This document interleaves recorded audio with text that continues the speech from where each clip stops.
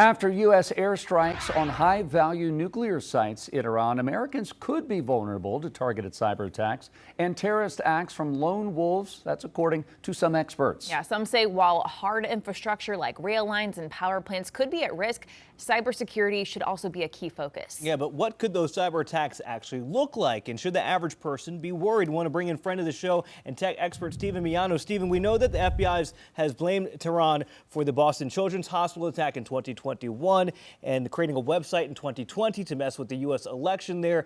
And they're actually encouraging people to kind of be these hackers and go out and do what works on their own. What could these attacks look like if they are to happen? So they've actually kind of already started. And the good news is the average individual is probably not going to be directly affected by this. You know, the Iranian hacking groups aren't going to necessarily go after your Outlook account or, you know, pictures of your family barbecue. But there's already been the attack on Truth Social a couple of days ago. There was a denial of service attack. It's an Iranian hacking group called 313 Team, I believe. So we've already seen that. You know, we've seen attacks in the past on water facilities, you know, power grids. So I expect we'll see an increase in this. You know, there's kind of an air of deniability with these kind of soft war attacks, since these groups aren't necessarily specifically linked to, you know, the Iranian military or a specific country's, you know, military. They're working through a sense of national pride, if you will, or on a religious imperative. It's very easy for the government to be like, hey, I don't know what's going on, you know, it's not us. So, you know, that's a major concern. You know, when you've got some of these proxy groups, maybe it's not a massive group that's spearheading some of these cyber attacks. If you have some of these one-offs and maybe it's religiously motivated, how do you stop it? Whether you're a large company, like you mentioned, you know, a financial system, an energy grid, or even small businesses, how do you protect against something like that? I mean, that is the million-dollar question, because these groups spend off time searching for weak networks, vulnerable systems, places that they can exploit, you know, when the time is right. So I think being aware of your network security, if you're a business, is of critical importance. Being cognizant of the risks as an individual, also important, because, you know, these businesses are employed by people, and people are often, you know, the flaw in that. Good security, best practices, making sure that you aren't a target, you know, strong passwords. Those are the kind of things the individuals can do, because that's often where bad guys get in.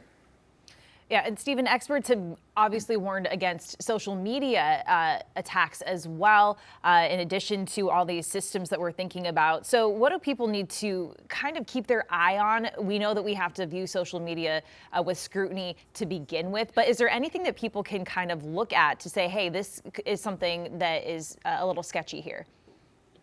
So there's definitely a risk with the propaganda war. You know, we've seen an increase in the past 10 years with the rise and dominance of social media of inaccurate and false information, so much so that, you know, fake news has entered the common, you know, vernacular. It's an everyday language, and it's kind of used correctly and incorrectly, but that's something to be super aware of. If you see it on the internet, that doesn't mean that it's true. Newsflash.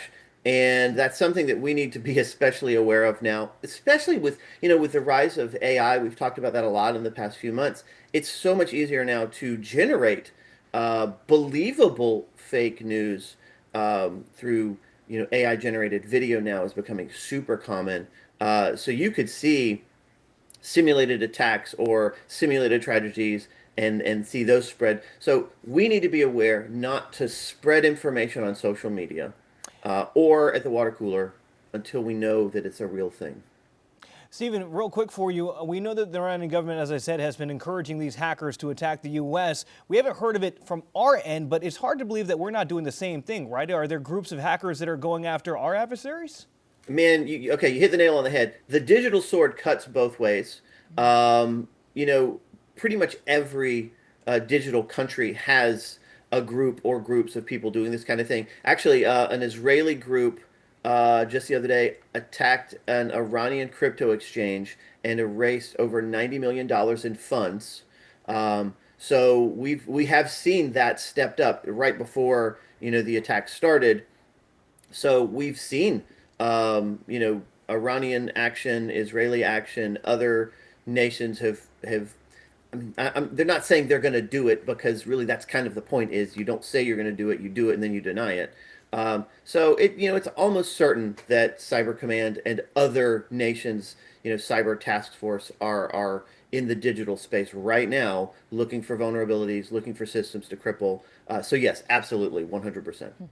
All right, Stephen Miano, our local tech expert, friend of the show. We always love your insight into what's happening, whether it's globally or right in our own network. So thanks, man. I appreciate that.